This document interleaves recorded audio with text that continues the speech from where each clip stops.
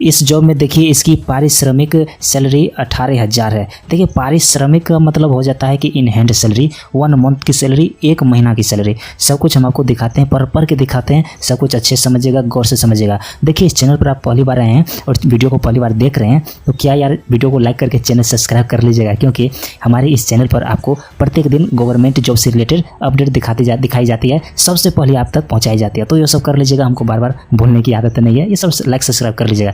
चलिए इसकी आगे समझते हैं। देखिए अगर हम इसकी आयु सीमा, एज लिमिट की बात करें तो देखिए 30 वर्ष रखा गया है। 30 वर्ष यानी 30 ईयर रखा गया है। देखिए इसमें डायरेक्ट 30 वर्ष बता दिया गया है। इसमें ये नहीं कहता है कि मैक्सिमम एज और मिनिमम एज। तो देखिए आप लोग तो पढ़े लिखे इंसान है तो आपको ये सब पता ही होगा कि मिनिमम एज 18 साल होता है। तो देखिए मान के चलिए कि 18 वर्ष मिनिमम एज है और मैक्सिमम एज यहाँ पर 30 वर्ष बता ही दिया है। सब कुछ देख लीजिएगा, आपकी आंख के सामने इसकी ऑफिशियल नोटिफिकेशन है, तो सब कुछ देख लीजिएगा, पढ़ लीजिएगा। हम आपको पढ़ के नहीं बताएंगे, समय की बर्बादी होगी। चलिए इसकी आगे का प्रोसेस दिखाते हैं। वहीं अगर हम इसकी आवेदन शुल्क यानी एप्लीकेशन फीस की बात करें तो देखिए अनुसूचित जाति, अनुसूचित जनजाति, महिला, पीडब्ल्यूडी यानी दिव्यांग, भूतपूर्व सैनिक का मतलब एक्स सर्विसमैन, उसको देखिए शून्य, मतलब उसको रुपया नहीं लगेगी, फ्री में उसका अप्लाई होगा। देखिए इसी के लिए अन्य श्रेणी के लिए जैसे कि अनरिजर्व हो जाता है, उसको देखिए 200 रुपया लगेगी। तो ये सब देख लीजिएगा, ये सब आपको आवेदन शुल्क यानी एप्लीकेशन फीस है, तो सब कुछ देख लीजिएगा। अब देखिए इसमें समझने वाली बात, देखिए इसकी अगर हम सामान्य जानकारी की बात करें तो देखिए आप 1 नंबर में देख सकते हैं कि कैंडिडेट केवल भारतीय नागरिक ही होना चाहिए, केवल भारतीय नागरिक ही आवेदन करने के पात्र हैं। अगर दूसरी नंबर में देखें तो देखिए ऊपर बताई गई रिक्तियों की संख्या स्थायी है और संस्थान की वास्तविक आवश्यकता के आधार पर इसे बढ़ाया घटाया जा सकता है। उसे देखिए उसके अगर हम आगे की प्रोसेस पढ़ के बताएं, तीसरा नंबर देखिए सुनने में कठिनाई, 1 पैर से 1 हाथ, एसिड अटैक, बौनापन, बेंचमार्क, विकलांग, ये सभी व्यक्ति आवेदन कर सकते हैं। देखिए सब कुछ हम आपको पढ़ के दिखाते हैं, इसे गौर से समझिएगा, अच्छे से समझिएगा। चूँकि सैलरी भी अच्छी खासी है तो ये सब आपको समझना जरूरी है। वहीं अगर 4 नंबर में देखें तो यहाँ साफ साफ लिख दिया है कि चयनित उम्मीदवार से अपेक्षा की जाती है कि वह सक्षम प्राधिकारी द्वारा समय समय पर सौंपी जाने वाली गतिविधियों का निष्पादित करेगा। सब कुछ आपको समय पर करना है, टाइम पे करना है, सब कुछ यहीं पर है, सब कुछ आप देख लीजिएगा।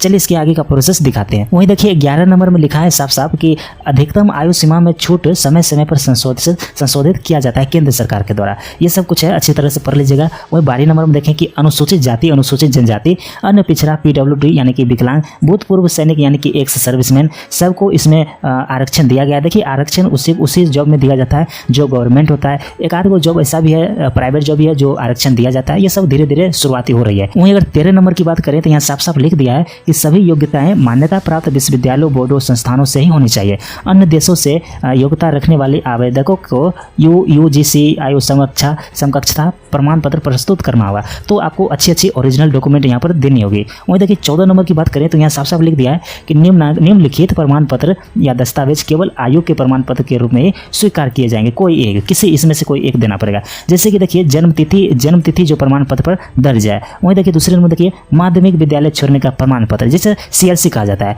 वहीं देखिए तीसरी बात करें तो देखिए मैट्रिकुलेशन या सेकेंडरी स्कूल सर्टिफिकेट। देखिए अगर आप मैट्रिक या इंटर पास किए हो तो उसमें मार्कशीट दिया होगा जिस पर आपका डेट ऑफ बर्थ यानी जन्म तिथि अंकित होगा। तो वही मांग रहा है तो वो सब आप प्रोवाइड कर दीजिएगा। अब इसके बाद क्वेश्चन उठता है कि इसकी आवेदन कैसे करें। देखिए इच्छुक उम्मीदवारों से अनुरोध है कि वे संस्थान की वेबसाइट इतना पे जाके आवेदन करें, वो भी 27/8/2024। देखिए मान के नहीं चलिए, मतलब ये 27/8/2024 इसे फॉर्म भरने की लास्ट डेट है 5:30 बजे शाम तक। तो ये सब कुछ आप देख लीजिएगा और हम आपको इसकी आगे दिखाते हैं। देखिए ऑनलाइन आवेदन भरते समय आवेदक को निम्नलिखित दस्तावेज अपलोड करना होगा। देखिए पहला है कि हाल ही में एक पासपोर्ट साइज आकार का रंगीन फोटोग्राफ होना चाहिए। और उसके बाद देखिए दूसरा है निम्नलिखित सहायक दस्तावेज की प्रतियां यानी जीरोक्स कॉपी। तो आपको निम्नलिखित दस्तावेज की जीरोक्स देनी होगी, जिसमें कि पहला दिया गया है आयु प्रमाण पत्र, दूसरा शैक्षिक मार्कशीट। देखिए शैक्षिक मार्कशीट होना चाहिए, अनुभव प्रमाण पत्र यदि हो तो, निर्धारित प्रारूप से जाति समुदाय यानी जाति प्रमाण पत्र। वहीं देखिए भुगतान रसीद, जो आप पेमेंट कीजिएगा, मतलब आप SC/ST हैं तो आपको पेमेंट नहीं लगा,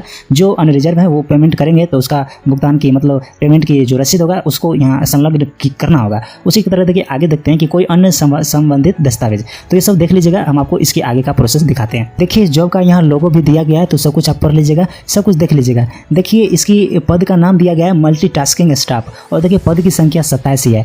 और इसकी अगर एजुकेशन क्वालिफिकेशन की बात करें तो देखिए यहाँ साफ साफ कह दिया है किसी भी विषय से स्नातक होना चाहिए। अगर हम इसकी चयन प्रक्रिया की बात करें तो देखिए इसमें आपको एक लिखित एग्जाम दिया जाएगा, लिखित एग्जाम देना पड़ेगा। देखिए लिखित परीक्षा प्रश्न पत्र में वस्तुनिष्ठ और वर्णनात्मक प्रश्न होंगे। देखिए क्या सब पूछा जाएगा वो सब का लिस्ट यहाँ पर दिया गया है, हम आपको दिखा देते हैं। देखिए सामान्य ज्ञान या जागरूकता, सामान्य इंग्लिश जिसे जनरल इंग्लिश भी कहा जाता है, सामान्य गणित यानी जनरल मैथमेटिक्स, कंप्यूटर एंड तर्कशक्ति यानी जिसे रीजनिंग कहा जाता है। उम्मीद करते हैं कि आज की वीडियो से आप कुछ सीखे होंगे। अगर कुछ सीखे हैं, आपको ये अपडेट अच्छी लगी है तो क्या यार किसकी प्रतीक्षा कर रहे हैं, चैनल सब्सक्राइब करके वीडियो लाइक कर लीजिएगा। चलिए मिलते हैं गवर्नमेंट की किसी और न्यू अपडेट के साथ। आपने मुझे इतना समय दिया, थैंक यू सो मच।